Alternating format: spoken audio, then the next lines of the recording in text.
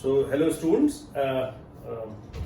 I'm trying to explain various figures of speech in different video lectures. This was actually a request from your side because you were not able to understand figures of speech in the class. So what I thought that let me explain some important figures of speech, and in various video lectures I covered some important figures of speech like I explained the term pathetic fallacy, I explained the term transferred epithet, I explained the term zeugma and synlepsis, I explained the figure of speech alliteration, I explained tautology. And I'm getting tremendous response from my students, and I'm very happy that I'm able to explain my points very well to my students, for whom I'm making all these videos. Now, in this video lecture, I'm going to explain another very important figure of speech, and that is metonymy.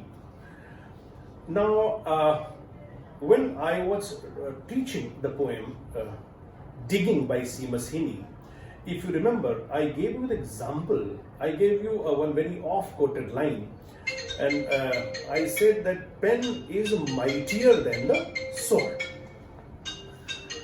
When in the second line the word is squared pen was used actually, then I gave this example of pen is mightier than the sword. Now, what do you think? Is pen mightier than the sword? Now, the meaning of pen here is the written words, and sword is the military force. So the meaning is the written words are more powerful than the military force. That is what is the meaning of pen is mightier than the sword. Now I'm coming to the word metonymy. Metonymy is actually has Greek origin. It is derived from the word metonymia, metonymia,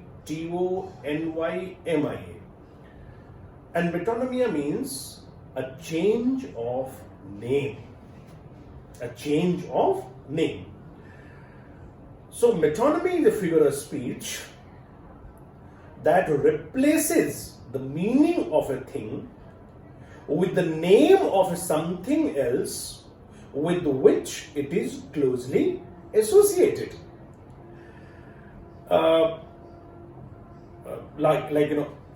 Pen is mightier than the sword. Written words is associated with pen. Military force is associated with sword. So we are replacing written words with pen and military force with sword. So it becomes an example of metonymy. Now, you see, there are many examples, in literature and also in day-to-day life where we use metonymy. For example, if we say, let me give you a hand. So what is the meaning of hand here? Hand is used for help. So hand here becomes an example of help. Now, if I say, for example, England decides to keep check on immigration. So the word England here refers to government. So the word England is the word government is actually replaced for England. Now, if I say, for example, I could not understand them because they spoke in their mother tongue. So the word tongue here is used for language. So it is again an example of metonymy.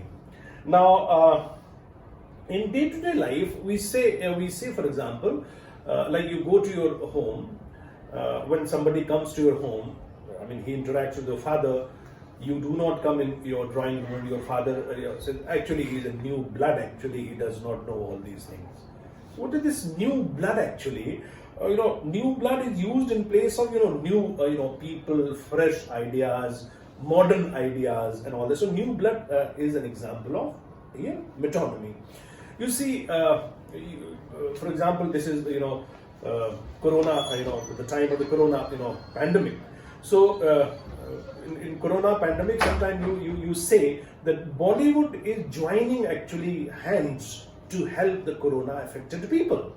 So it is not Bollywood actually which is joining; it is the film industry. So Bollywood actually is the word Bollywood is used for the film industry. So it becomes an example of metonymy. Or for example, you say I come to the class, and if I ask you what are you doing, so you say, sir, I am studying Christopher Marlowe.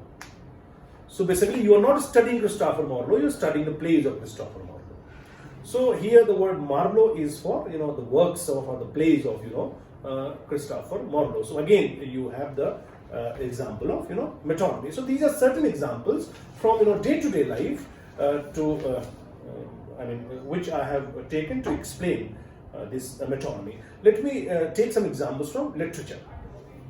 Now, one famous example from Julius Caesar by William Shakespeare. Now, in Julius Caesar, Act 1, Antony commands attention at Julius Caesar's, funeral by saying, it happens at one place in the play, and he says, "Friends, Romans, countrymen, lend me your ears." So, lend me your ears.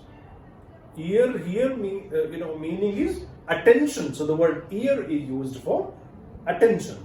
Or if you remember one important line from John Keats's poem "Ode to a Nightingale," where Keats says, "Oh, for a draught of vintage." Oh, for a draught of vintage. So vintage is for wine, example of metonymy. Now, these are actually the examples of metonymy. One more example I would like to take. There is one statement by Marcellus, one character in Hamlet. Marcellus says, "Something is rotten in the state of Denmark." Something is rotten in the state of Denmark.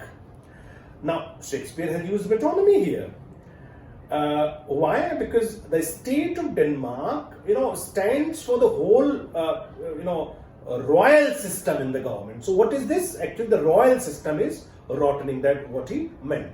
So, crown, for example, the word crown is, which is used for, royal position and all that. So, for royal position, you use the word, crown. So, this again becomes an example of metonymy. So, in simple words, metonymy means it's a figure of speech that replaces the name of a thing with the name of something else with which it is closely associated. For example, crown is associated with royal position. So if we use crown, pen is, for example, associated with written words, or sword is associated with military force. So instead of using the word military force, if we use sword, or if instead of using written words we use pen, or instead of using royal position we use crown. So they have become the example. They become the example of metonymy. I hope I have explained it properly to you. Thank you very much.